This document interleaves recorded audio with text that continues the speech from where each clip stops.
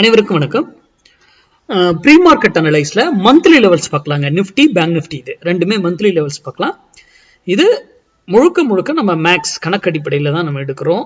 Per மந்தோ இல்லை வீக்லியோ எல்லாமே. Weekly levels நான் அடுத்த வீடியோவில் அப்டேட் பண்ணுறேன். ஓகேங்களா? இயர்லி லெவல் தான் பவர்ஃபுல்லானது, அதுக்கப்புறம் மந்த்லி லெவல் பவர்ஃபுல், அதுக்கப்புறம் தான் வீக்லி லெவல் பவர்ஃபுல்லானது. ஓகேங்களா? அதுக்கப்புறம் தான் இன்ட்ராடே லெவல்ஸ். ஓகேங்களா? இப்போ இதனுடைய ரூல் என்னன்னா, இதை எட்ஜிங் இல்லாம தயவு செய்து வர்த்தகம் பண்ணாதீங்க. ஓகேங்களா?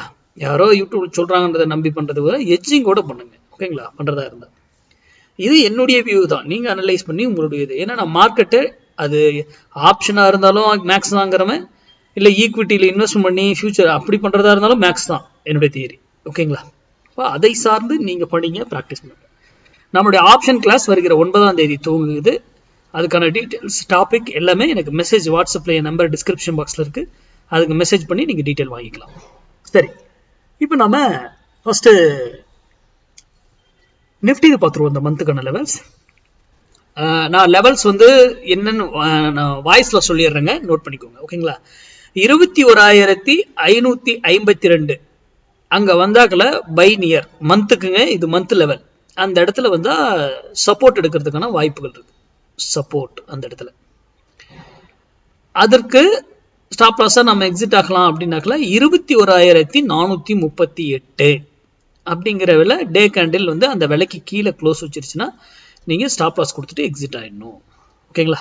சரி, அதே போல செல்லு ரெசிஸ்டன்ஸ் அந்த இடத்துல போனா 22,762 புள்ளி. நல்லா நோட் பண்ணிக்கோங்க. 22,762 அதுதான் ரெசிஸ்டன்ஸா இந்த மந்த் இருக்கிறதுக்கு வாய்ப்புகள் அதிகம். அதுக்கான ஸ்டாப் லாஸ் புள்ளி 22,842. இது நிஃப்டிக்கு. ஓகேங்களா? இப்போ பேங்க் நிஃப்டி பார்த்துருவோம். பேங்க் நிஃப்டி 47,142 இருந்து 46,742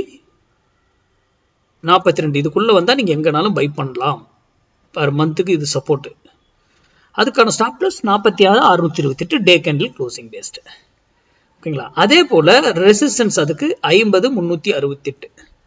அதுல இருந்து ஒரு 150 புள்ளி ஸ்டாப் லாஸ் வச்சுக்கோங்க எபோ மேல. ஓகேங்களா? அதே போலதான் டவுன் சைட்லயும் சப்போர்ட்டுக்கு நீங்க 628 வைக்கலாம், இல்லைன்னா அது ரிமூவ் பண்ணிட்டு 150 பாயிண்ட்ஸ் அந்த 46,742க்கு மைனஸ் 150 அந்த பாயிண்ட் நீங்க ஸ்டாப் லாஸ் வைத்துக் கொள்ளலாம். ஓகேங்களா? டே கேண்டில் க்ளோசிங் பேஸ்ல. சரி, இதனுடைய டார்கெட் என்ன அப்படின்னா, நிஃப்டிக்கு மினிமம் 100 பாயிண்ட்ஸ். மினிமம் நான் நல்லா கவனிங்க, குறைந்தபட்சம் 100 புள்ளிகள் சொல்றேன். ஓகேங்களா? பேங்க் நிஃப்டிக்கு குறைந்தபட்சம் 250 புள்ளிகள் குறைந்தபட்சம். ஓகேங்களா?